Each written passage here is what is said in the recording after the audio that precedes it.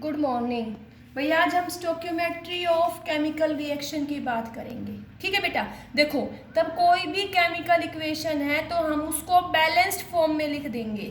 तो जो various reactant और प्रोडक्ट होते हैं तो वो हमें रिलेशन बताते हैं किसमें, इन terms of mole, mass, molecule and volume. उसको हम क्या बोलते हैं, stoichiometric.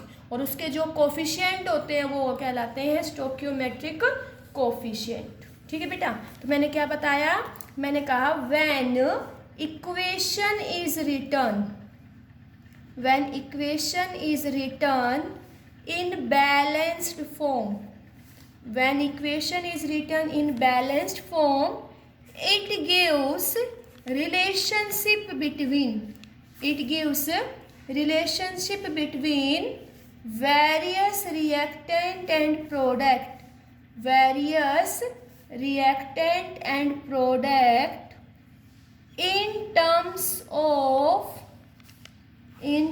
of moles, mass, molecule and volume. उसी को हम क्या बोलते हैं, स्टोक्योमेट्रिक। क्या बोलते हैं, स्टोक्योमेट्रिक।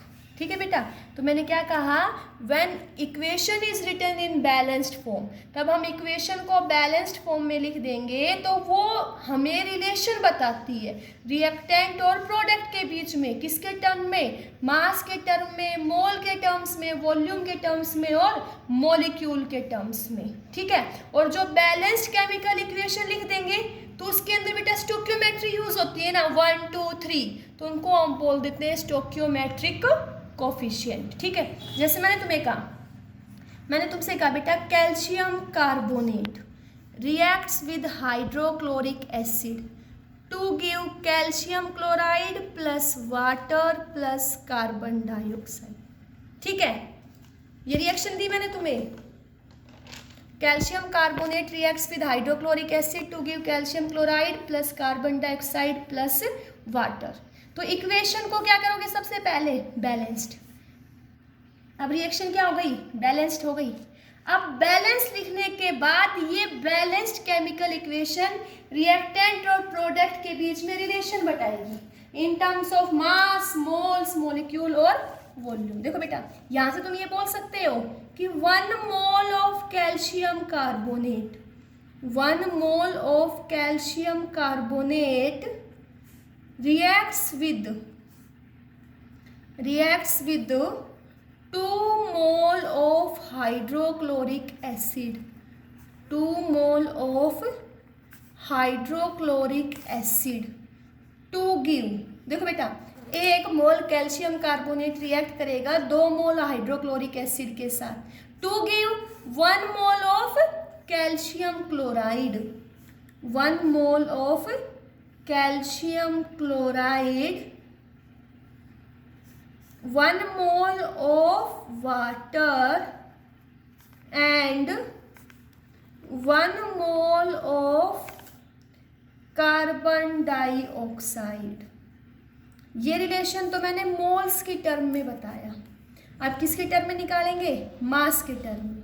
तो मास के टर्म में कैसे निकालेंगे बेटा, पहले सभी का मोलिकुलर मास निकाल लेंगे। देखो, कैल्शियम का 40, कार्बन का 12, एक ऑक्सीजन का 16, कितने ऑक्सीजन 3, तो ये कितना आएगा 100। हाइड्रोजन का 1, क्लोरीन का 35.5, कितने हैं ये 2, तो ये यहाँ से कितना आ जाएगा 73 ग्राम। कैल्शियम का 40, एक क्लोरीन का 35.5, कितने क्लोरीन 2, तो कितना आ जाएगा 111 ग्राम। एक हाइड्रोजन का 1, 2 का 2 प्लस 16, कितना आ जाएगा 18 ग्राम। एक कार्बन का 12, एक ऑक्सीजन का 16, 2 का 32, तो कितना आ जाएगा 44 ग्राम। तो इन टर्म्स ऑफ मास हम ये बोल सकते हैं कि 100 gram of calcium carbonate reacts with 73 gram of hydrochloric acid to give 1 gram of calcium chloride, 18 gram of water and 44 gram of CO2। ठीक है, तो ये इंफॉर्मेशन हमें कहाँ से मिली बेटा? ये information is given by this balanced chemical equation. किसने दी बेटा? इस बैलेंस्ड केमिकल इक्वेशन ने दी। ठीक है, अब बेटा जिसके अंदर हम इनको यूज करेंगे तो वहाँ हम बेटा देखो, एक तो हम पढ़ेंगे किसके बारे में? मास मास रिलेशनशिप के बारे में। किसके बारे में पढ़ेंगे बेटा? मास मास रिलेशनशिप के बारे में। ठीक है, तो mass of one reactant and product is given, then we can calculate mass of another reactant and product. दूसरा हम पढ़ेंगे मास वॉल्यूम रिलेशनशिप के बारे में।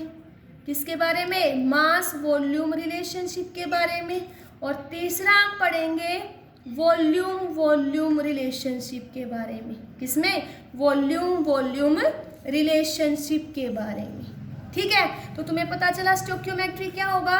स्टोइकियोमेट्री क्या है बेटा? तब हम बैलेंस्ड केमिकल रिएक्शन लिखेंगे तो वो हमें रिलेशन बताती है इन terms of number of moles, mass, molecule और वॉल्यूम इन। ठीक है बेटा, तब हम कोई भी बैलेंस्ड केमिकल रिएक्शन लिखेंगे तो वो हमें रिलेशन बताती है रिएक्टेंट और प्रोडक्ट के बीच में इन terms of mass, moles, molecule and volume. ठीक है, देखो कैसे, एक एग्जांपल से समझाती हूँ। जैसे मैंने कहा nitrogen gas reacts with hydrogen gas to give 2 molecules of ammonia gas. तो ये हमारी बैलेंस्ड केमिकल इक्वेशन है। ठीक है, तो यहाँ से मैं ये बोल सकती हूँ कि 1 mole of nitrogen reacts with 3 mole of hydrogen to give 2 mole of ammonia. Yes और नो? तो ये रिलेशन हमने किसमें बताया? मोल्स के टर्म में। मास के टर्म में क्या बोल सकते हैं हम कि 28 gram of nitrogen reacts with 3 into 2, तो क्या आएगा बेटा? 6 gram of hydrogen to give 2 into 17 means 34 gram of ammonia. ठीक है, अब सारे रिएक्टेंट प्रोडक्ट गैस फेज में है बेटा, तो यहाँ से हम वॉल्यूम के टर्म में भी रिलेशन बता सकते हैं ना। तो कोई भी गैस एसटीपी कितना वॉल्यूम ऑक्यूपाई करती है? 22.4 लीटर। तो यहाँ से हम कह सकते हैं 22.4 litre of nitrogen eight STP combines with 3 into 22.4 liter of hydrogen to give 2 into 22.4 liter of ammonia at STP। ठीक है, मॉलिक्यूल के टर्म में बता सकते हैं। कैसे? हम कहेंगे 1 molecule of nitrogen reacts with 3 molecule of hydrogen, 3 molecule of hydrogen to give 2 molecule of ammonia, 2 molecule of ammonia। ठीक है, तो यहाँ से हमने कहा, तब हमने इस रिएक्शन को बैलेंस्ड फॉर्म में लिखा। Then this reaction will tells us the relationship between reactant and product in terms of mole, mass, volume and molecule. Okay, clear हुआ? अब इस क्वेश्चन बेटा इसमें न्यूमेरिकल्स कैसे आएंगे? क्या तो तुम्हारे पास मास बाय मास रिलेशनशिप का न्यूमेरिकल आ जाएगा, मास बाय वॉल्यूम का और वॉल्यूम बाय वॉल्यूम का, ये हम आगे पढ़ेंगे। ठीक है, अब देखो बेटा, कई बार तुम्हें क्वेश्चंस में कहेंगे इनकी परसेंटेज यील्ड निकालो। तो परसेंटेज यील्ड निकालने के लिए हमारा फॉर्मूला क्या होगा? Actual yield upon theoretical yield, actual yield upon theoretical yield into 100। Okay, अब देखो बेटा, स्टोइकियोमेट्री के क्वेश्चन सोल्व करने के लिए तुम्हें क्या पता होना चाहिए, कैसे सोल्व करोगे? सबसे पहले first step, you will right balanced chemical equation. ठीक है, To solve the numericals of stoichiometric calculation, first of all you will write balanced chemical equation. सबसे तुम्हें बैलेंस्ड केमिकल क्या लिखनी है, इक्वेशन लिखनी है. दूसरा स्टेप क्या करना है बेटा, you will write relative number of moles, relative number of moles और रिलेटिव मास. क्या लिखना है बेटा, क्या तो तुम्हें रिलेटिव नंबर ऑफ मोल्स या relative mass of reactant and product, of reactant and product. अगर हमारे पास गैसियस सब्सटेंस है, गैसियस सब्सटेंस है, then you will write volume of gas, volume of gas in litre at STP. ठीक है. Last में बेटा क्या करना है, then you apply unitary method, then you apply unitary method to solve the numerical. ठीक है बेटा, देखो मैंने क्या बताया तुम्हें. स्टोकियोमेट्री का न्यूमेरिकल करते हैं सबसे पहले तो तुम्हें बैलेंस्ड केमिकल इक्वेशन लिखनी है. दूसरा स्टेप तुम्हें उसमें रेशो लिखना है, क्या तो मोल्स में या मास में. अगर गैसियस स्पीसीज है तो तुम किस में लिख लोगे, वॉल्यूम में. और उसके बाद तुम्हें यूनिटरी मेथड अप्लाई करना है. ठीक है. देखो जैसे यहाँ पे हमारे पास क्या थे, गैसियस स्पीसीज थे, तो यहाँ हमने रिलेशन किस में लिख लिया था, वॉल्यूम में भी लिख लिया था. ठीक है. डिजायर्ड कंडीशन, अगर मोल्स में होगा तो हम ये रिलेशन लिख लेंगे, मास में होगा तो ये लिख लेंगे, वॉल्यूम में होगा तो ये लिख लेंगे, मॉलिक्यूल में होगा तो ये लिख लेंगे. अब डिजायर्ड प्रॉब्लम को सोल्व करने के लिए हम क्या अप्लाई करेंगे, यूनिटरी मेथड. चलो इस पे मैं तुम्हें कुछ न्यूमेरिकल्स करवा रही हूँ, फिर तुम्हें ये क्लियर हो जाएगा बेटा. तो देखो मैंने तुम्हें बताया था इसमें क्वेश्चंस क्या होंगे, क्या तो मास बाय मास रिलेशनशिप के होंगे या मास बाय वॉल्यूम और वॉल्यूम बाय वॉल्यूम. तो सबसे पहले हम किसके पढ़ेंगे, मास बाय मास रिलेशनशिप के. किसके पढ़ेंगे, मास बाय मास रिलेशनशिप के. ठीक है. जैसे मैंने क्वेश्चन दिया तुम्हें, calculate the amount of water produced, amount of water produced by combustion of 16 gram of methane. Calculate the amount of water produced by combustion of 16 gram of methane.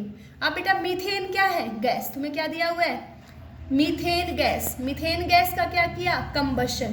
Combustion will occur in presence of oxygen. Okay. और हमें पता है when any fuel will be undergo combustion with presence of oxygen, तो यहाँ से क्या मिलता है, CO2 प्लस वाटर. ठीक है बेटा. तो मीथेन का कंबशन किया मीन्स एयर की प्रेजेंस में, तो प्रोडक्ट क्या मिलेगा, carbon dioxide and water. First step क्या था हमारा, पहला स्टेप था हमारा रिएक्शन को बैलेंस्ड करना. तो यहाँ हाइड्रोजन 4, यहाँ 2, इसको क्या कर दोगे, 2 से मल्टीप्लाई. यहाँ देखो ऑक्सीजन 2 और 2 4, यहाँ पे 2, तो यहाँ क्या कर दोगे 2. रिएक्शन बैलेंस हो गई.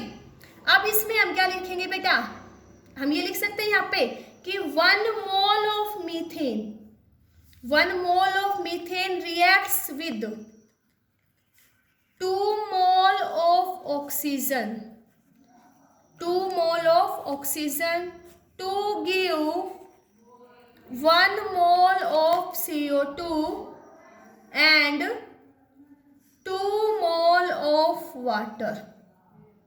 ठीक है.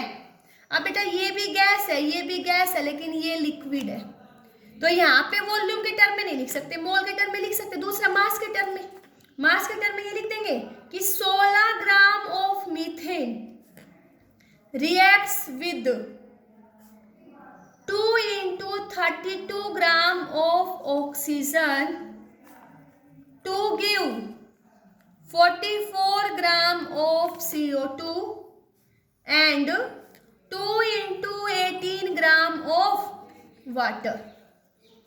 लिख सकते हो बेटा. अब हमें निकालनी क्या है, amount of water. Amount of water means हमें मास ही निकालना है ग्राम में.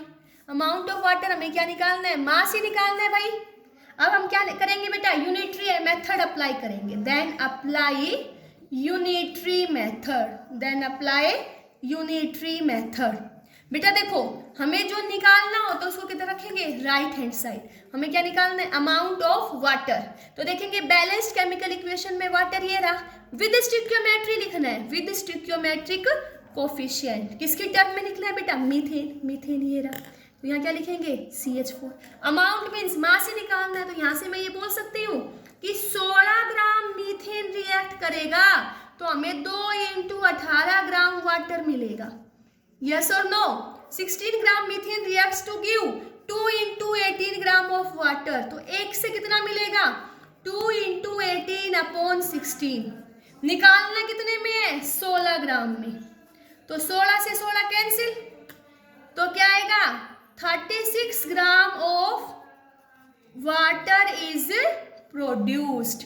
36 ग्राम ऑफ वाटर इज प्रोड्यूस्ड। देखो बेटा, इसमें हमने वही रूल अप्लाई किया। सबसे पहले हमने बैलेंस्ड केमिकल इक्वेशन लिखी, बैलेंस्ड केमिकल इक्वेशन लिखने के बाद हमने उसमें रिलेशन लिखा, मोल्स के टर्म में और मास के टर्म में। थर्ड, हमने यूनिटरी मेथड अप्लाई किया। यूनिटरी मेथड कैसे अप्लाई किया, जो हमें निकालना है वो राइट हैंड साइड, जिसके टर्म में निकालना है वो लेफ्ट हैंड साइड। या हमें अमाउंट ऑफ वाटर निकालना था तो अमाउंट ऑफ वाटर को right hand side with their stoichiometric coefficient, और किसके रिस्पेक्ट में, मीथेन के रिस्पेक्ट में, तो मीथेन को लेफ्ट हैंड साइड। तो यहाँ से हम बोल सकते हैं कि 16 ग्राम मीथेन रिएक्ट करेगा तो 36 ग्राम पानी मिलेगा। तो एक से कितना मिलेगा, 36/16। निकालना कितने में था, 16 ग्राम में। तो यहाँ से कितना वाटर बनेगा, 36 ग्राम ऑफ वाटर। लेकिन अगर तुमसे इसी में ये पूछ लेते कि number of moles of water produced, क्या पूछ लेते, अगर तुमसे कह देते number of moles of water produced, लेकिन हमने तो अभी क्या निकाला था बेटा, वेट। अगर वेट पता है तो नंबर ऑफ मोल्स का फॉर्मूला क्या था, हमने पीछे पढ़ा था, number of moles is equal to given mass upon molar mass, given mass upon molar mass. तो गिवन मास कितना है, 36, मोलर मास वाटर का 18। तो कितने मोल वाटर बनेंगे, 2 moles of water is formed. Okay, thank you.